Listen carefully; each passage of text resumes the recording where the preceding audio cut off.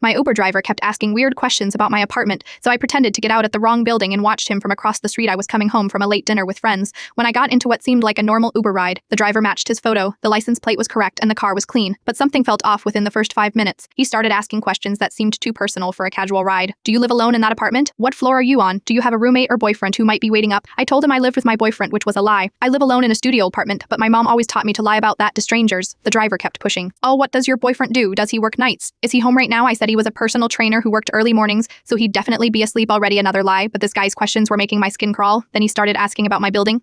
Is it one of those buildings with a doorman? Do you need a key to get into the lobby? Are there security cameras? I told him yes to everything, even though my building has none of those things. When we were about 2 blocks from my apartment, I made a split-second decision. I told him to drop me off at the luxury high-rise across the street from my actual building, instead of my address. This is perfect, thanks, I said, getting out quickly and pretending to wave at someone in the lobby. I hid behind a parked car and watched to see what he'd do. A normal driver would have just driven away after dropping off a passenger, right? He didn't leave, he parked his car and got out. I watched him walk around my actual building, testing the front door to see if it was locked. It wasn't. Our building's lock has been broken for months, and the landlord keeps saying he'll fix it. The driver walked right into my building lobby and disappeared inside. My heart was pounding. I called 911 from behind a car, whispering to the dispatcher what I was seeing. She told me to stay hidden and that officers were on the way. 15 minutes later, the driver came back out of my building. He looked frustrated and kept checking his phone. He got back in his car but didn't drive away. He just sat there staring at my building. The police arrived quietly without sirens. I watched them approach his car from both sides. When they knocked on his window, the driver tried to speed away but crashed into a parked car within half a block. They found a knife, zip ties, and a bag of women's jewelry in his car. The jewelry belonged to 3 different women who had gone missing over the past 2 months after taking late-night ride shares. The detective told me later that he'd been using the Uber app to target women who lived alone. He'd create fake accounts, wait for solo female passengers, and follow them home to case their buildings. If the security looked weak, he'd come back later. I wasn't his first intended victim. I was just the first one who didn't get out at her real address. The other women had been trusting and given him their exact apartments. He'd used the information from their rides to break in later when they weren't home, stealing valuables and personal information. But the worst part, he'd been escalating. The detective said they found evidence that he was planning to do more than just rob his next victim. The news story broke 3 days later. Vital Uber effitter arrested in string of high-ins. Break out, he wasn't even a real Uber driver. He'd been using stolen account information and fake license plates. All 3 missing women were found safe. He'd been holding them in a storage unit across town, planning to demand ransom from their families. I testified at his trial last month. He got 25 years for kidnapping, robbery, and attempted murder. The prosecutor said my decision to get out at the wrong address probably saved my life and helped them catch him before he hurt anyone else. I still take Ubers, but now I always lie about my address, and I never ride alone after 10 p.m. Trust your instincts. If something